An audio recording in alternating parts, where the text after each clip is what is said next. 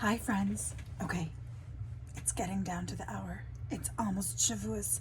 It's almost time to get the Torah. So, I need to make sure to tell you guys the story of Ruth. I tried to tell you guys yesterday, but it didn't work out. So, here I am. I really hope that you guys get to see this before Shavuos. Okay, so here's the story. Many, many years ago, in the time of the Shoftim, in the time of the judges, in Eretz Yisrael, there was a famine. That means there was no food. There was a drought. It wasn't raining. People didn't have what to eat. There was a man named Elimelech who thought, maybe if I take my family and go to another country, maybe there will be food and water for us and we will be okay. So he picked up his wife, not literally picked her up. He said, "Hey wife," her name was Naomi. He said, "Hey wife Naomi," and their sons, and he moved them all to Eretz Moav. And in Eretz Moav, there was food and they were okay. And they lived, and their sons grew, and their sons met women and got married. And as time went on, the wives obviously got to know their mother-in-law also and got to know what the family was all about. And there were two brothers, and each of them had a wife. One of the wives' names was Ruth, and the other was Orpah. Now, Ruth saw the way that the family was behaving and what their beliefs were and their belief in Hashem. And she was not buying the whole idol worship thing. The whole Avodah Zarah thing did not make sense to her. It was weird, and davening to objects that didn't do anything or whatever was just weird to her. And so she did not like that at all. So she decided that she believed in what her husband believed in Yiddishkeit, in Judaism, and that she believed in Hashem. Now, a very, very sad thing happened. The husband, Naomi's husband, and her two sons all passed away. That is so sad. So sad. So Naomi, after they all grieved, they were all very sad. Naomi looked at her two daughters-in-law and said, "Orpah, Ruth, you don't have to stay with me. I'm older now. I'm not going to remarry. I'm going to go back to Eretz Yisrael, to where my family, where I come from, where I was born. I'm going to go back there to my people and hopefully live a happy life there. Hopefully it will be good there for me. But you guys are young still. You can still find husbands and get married and have children. You guys will be okay. Please go back to your parents' houses and have them help you find new husbands and live your lives and be happy. I want you to be happy." So Orpah said, she was very sad, of course. She hugged Naomi and hugged Ruth. She said, "I will miss you guys." And she went back to her family. Ruth, even though she knew that she could go back and get married and live with her family, she held on to Naomi and said, "Naomi, Naomi, take me with you. Dear mother-in-law, take me with you. I want to be with you. I want to be Jewish. Wherever you go, I will go. Wherever you will be, I will be. I am with you. Now Naomi was so touched. She thought it was so amazingly wonderful, and it was. Because did she have to do that? No. She could have gone back and lived her life. She could have gone back to her parents and met a new man and lived a happy life there in Moab. But she said, no, I will travel with you to Eretz Yisrael. I want to be Jewish. I want to become Jewish, and I want to be with you, Naomi. So off they went back to Eretz Yisrael. Now, in Moab, Ruth's family was very rich. She was a princess. She had everything she needed. She could have lived a very comfortable life had she stayed in Moab. But instead, she chose her belief in Hashem and her love for her mother-in-law and to go back to Eretz Yisrael, where they basically had nothing. They didn't even have food to eat most of the time. So they went back and they traveled by foot. It was not an easy trip for two women. Not an easy trip, because during those times, people regarded women differently than they do nowadays. During those times, women traveling without men was not something that usually happened. But they did, and they did what they had to, and they got to where they wanted to go. They got to Eretz Yisrael. And they went to where Naomi used to live, to the town of Beis Lechem.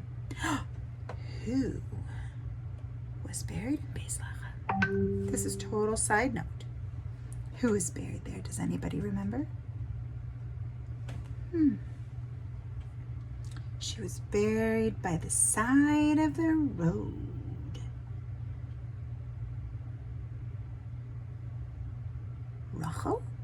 Rachel Imenu was buried there.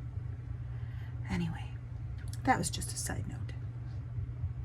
So, as we said, they went to Beit Lechem, and they had very little.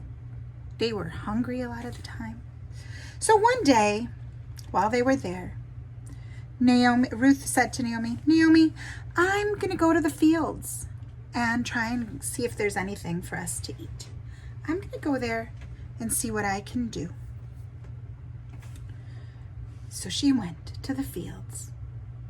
Now, when she went to the fields, she saw a bunch of men working. So she kind of figured, okay, I'll wait till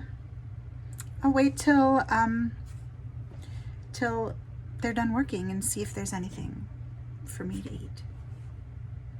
So she sat down and she waited. And she waited and waited. She's feeling a little shy to go and take stuff. She waited and waited. Sat down. Kind of hung out there. Watching, waiting. All of a sudden, she heard a voice. It was a very nice, kind voice. And the voice said to her, it was a person. It was a man, actually. His name was Boaz. He introduced himself. He said, stranger, you should not be hungry. Don't worry.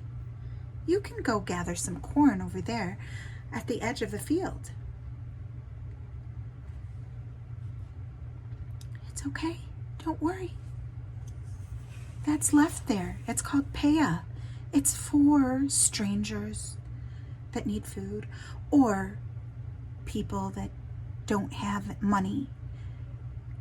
The Torah tells us that we have to do that, to leave something called paya, the sides of the field, for these people for people that need it.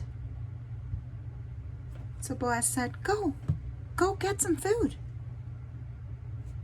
So Ruth went and got food. She went and she got corn and gathered stuff. And then she was getting ready to go.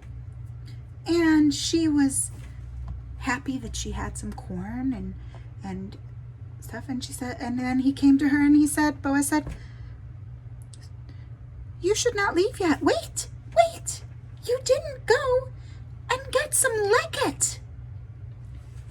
Now Ruth was like, you explained to me what payah was, what payah is. And I got some payah. What's leket? She said, what does that even mean? And so he said, according to our laws, to the Jewish laws, if someone is harvesting the grain and misses some pieces of it, or if it falls, or he drops some as he's doing his job, but he's not supposed to pick it up. That's supposed to be left again for the poor or the strangers, the ger, or for anybody that needs it.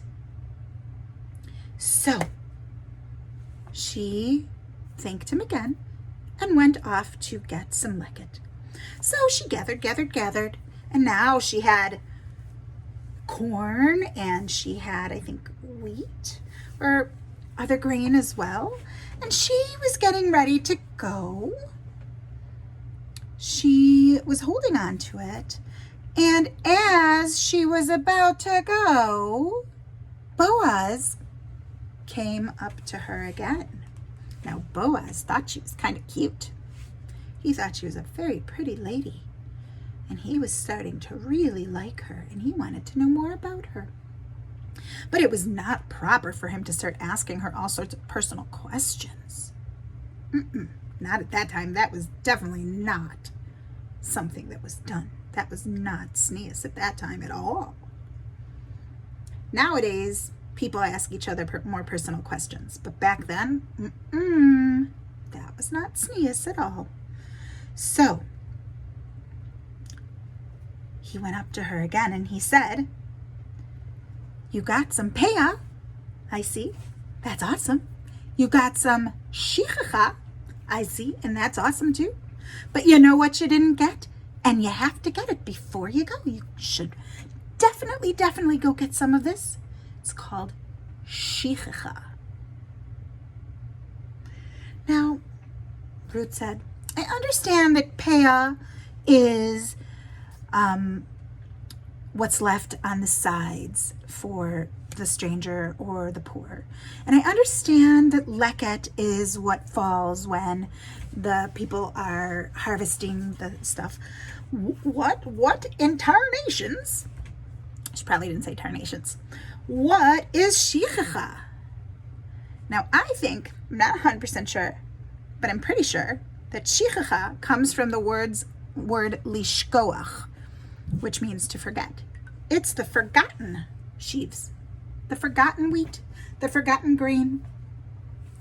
So, he explained, the Torah says that if, let's say, the workers in the field have harvested their grain and they've made piles and bundles and they put them on a, let's say, wagon, or they carry them or whatever they do to get them out of there, and they forget a bundle or two or however many, if they forget it, they cannot go back and get it again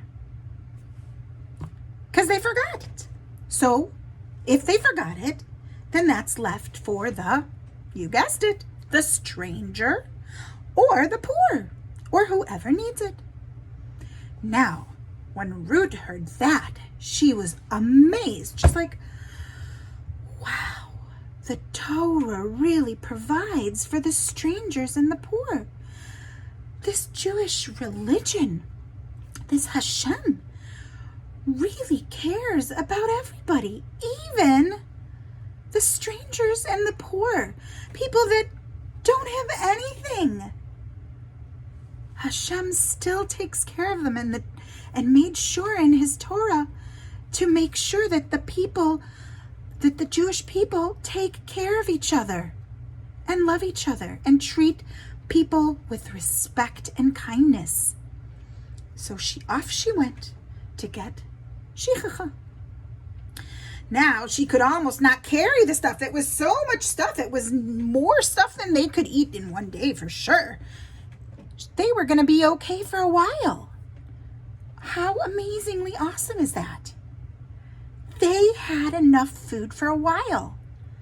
And so off she went with her stuff. She got home, said, Mother-in-law Naomi, look what I have.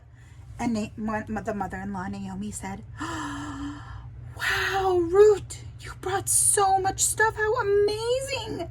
Now we can make bread. Now we can have food.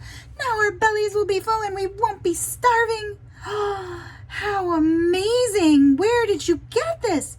She said, well, I met this man, and he was very nice and very friendly. And his name was Boaz.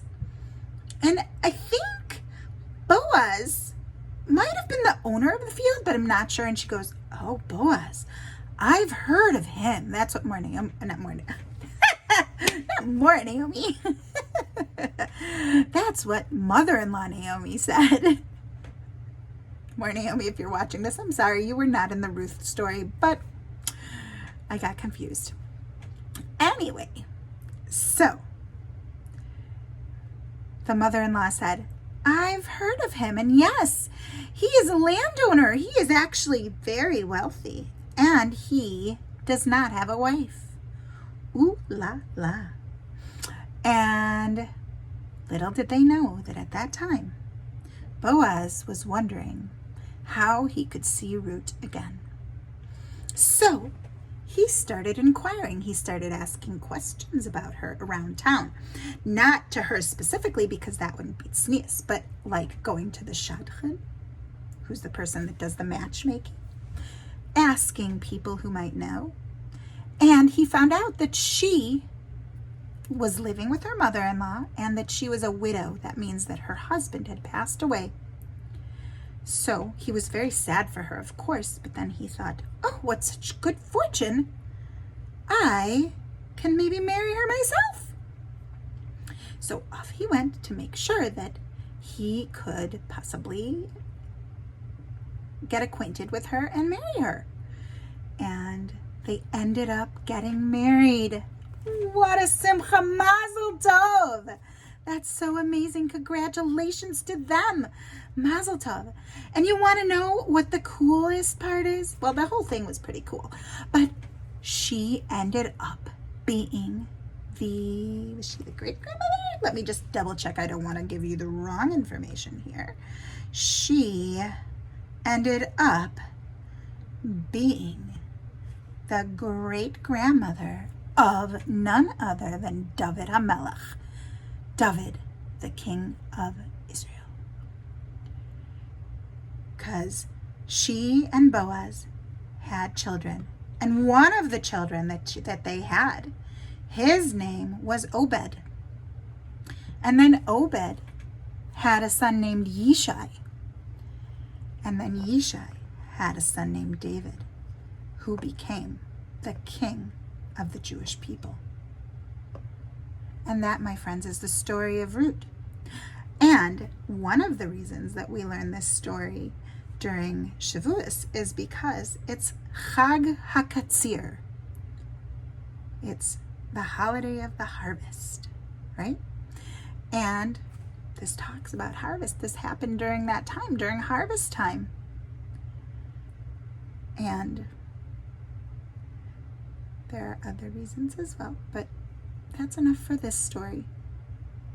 Please look at all the other information that we have about Shavuos and about this time to find out more. Have a wonderful holiday. Chag Sameach.